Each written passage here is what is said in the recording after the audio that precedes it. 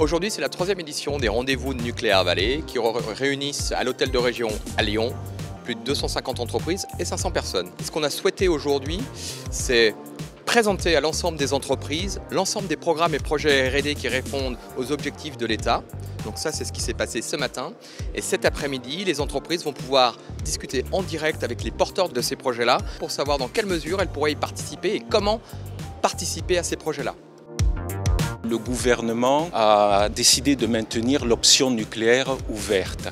Donc, à ce titre, il est important que les industriels puissent préserver pour l'avenir un nucléaire compétitif et sûr. Et c'est pour ça que l'innovation, pour nous, c'est extrêmement important pour assurer cette compétitivité et cette sûreté dans le nucléaire.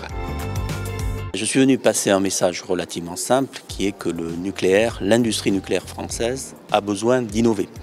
C'est un enjeu absolument stratégique si on veut que notre nucléaire soit une industrie d'avenir. C'est un vrai challenge, il va falloir arriver à donner des résultats derrière cette mobilisation et des projets qui permettent d'améliorer la compétitivité de la filière, d'améliorer la qualité des fabrications et aussi concourir à l'acceptabilité et à la crédibilité de notre industrie. Là, ici, on est dans les locaux de la région. J'ai 450 participants qui sont venus de toute la France. On a sans doute les meilleurs talents autour de la filière nucléaire française qui sont là. Et ils sont dans notre région et c'est une fierté. Et c'est grâce à Nucléaire Vallée. Et moi, j'ai un message qui est très simple. Dans notre région, on croit dans le nucléaire.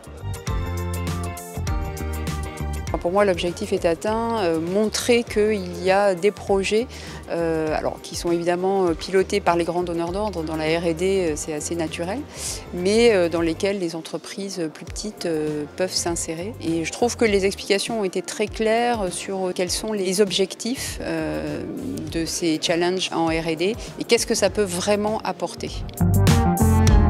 Avançons ensemble, simplifions. Travaillons ensemble, utilisons les innovations des uns des autres pour qu'on puisse proposer des produits plus compétitifs, plus intelligents, qui marchent mieux sur les marchés, comme je le disais, français, européens et mondiaux. En tant que responsable commercial de région, cet événement-là est majeur pour moi parce que nous sommes spécialisés dans le domaine du nucléaire et nous avons besoin d'échanger avec les donneurs d'ordre, mais également avec nos concurrents pour confronter nos avancées. Ça permet de rendre accessibles les grands donneurs d'ordre aux plus petites structures comme les start-up ou les TPE. Et dernièrement, je dirais que c'est un lieu privilégié pour s'informer et être au courant des enjeux et des dernières avancées dans la transformation numérique de la filière. D'abord, EDF est très satisfait aujourd'hui du travail du pôle depuis 2 ans. C'est beaucoup d'innovation pour prendre le virage numérique. On parle notamment des réacteurs numériques, ça a été exposé ce matin, aujourd'hui, et donc d'apporter son expertise pour toujours continuer à apporter plus de sûreté et de sécurité dans l'exploitation du nucléaire et donc finalement de contribuer à donner envie non seulement aux 450 ici présents qui sont convaincus, mais à tous les citoyens d'Auvergne-Rhône-Alpes et de France que le nucléaire est la filière d'avenir. C'est aussi une de nos missions, c'est de favoriser le développement économique. Alors ça veut dire quoi?